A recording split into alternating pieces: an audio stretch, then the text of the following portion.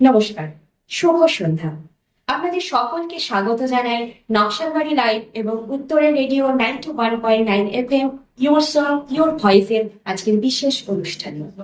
আজকের উত্তরের আড্ডায় আমরা এমন একজন মানুষকে পেয়েছি যিনি 90 দশক থেকে শুরু করে তার সুর দিয়ে, তার কণ্ঠে দিয়ে আমাদের সকলের মন জয় করে রেখেছেন।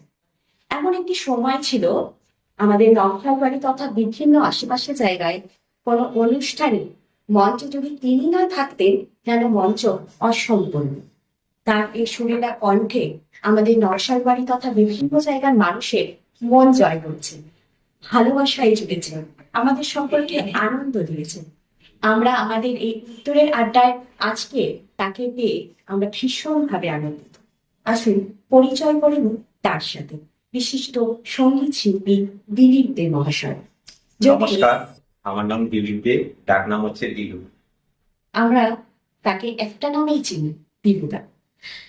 সত্যি কথাই বলতে অনেকেই বর্তমানে যারা রয়েছে তার এই কণ্ঠ হয়তো অনেকেই আমরা শুনতে পাইনি বা শুনিনি, কিন্তু যারা জানি, যারা শুনেছি, যারা তার মঞ্চ দেখেছি, তার অনুষ্ঠান দেখেছি, তাদের কাছে একটা ভালোবাসা, একটা আবেগ এই দিলুদা।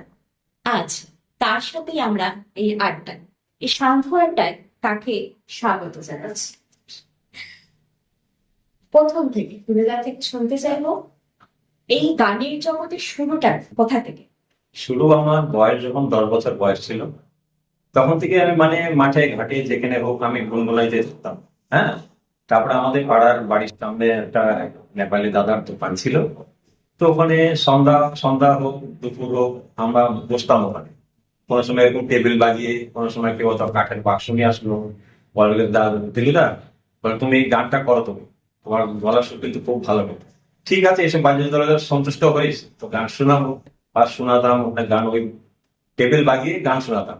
তো পাড়ার আশেপাশের বাচ্চা, বউ, ছেলে মেয়ে, যারা যারা আছে বয়স্ক, সবাই চলে আসতো। বলে দিলু, তুই এত সুন্দর গান জানিস, তুই তুই এখানে কেন আছিস? তুই দূরে কোনো চ্যানেল লাগা লোকজন ধরে। আমার সেটা অনেক দূরের কথা এখন। আর এইভাবে যতদিন যায় আমাকে তো এইভাবে কাটতে লাগবে আমাকে। তারপরে ওখান থেকে গান শুরু হলো, করতে করতে করতে করতে লাস্ট আমাদের নারায়ণ দা, নারায়ণ কর্মকার, উত্তম দা, হাবুলের বাবা নারায়ণ মন্ডল, আরিফ খান, সবার সাথে যোগাযোগ হলো। যোগাযোগ হওয়ার পরে তখন আমাদের কাছে তখন আর ইনস্ট্রুমেন্ট কোনো কিছু ছিল না।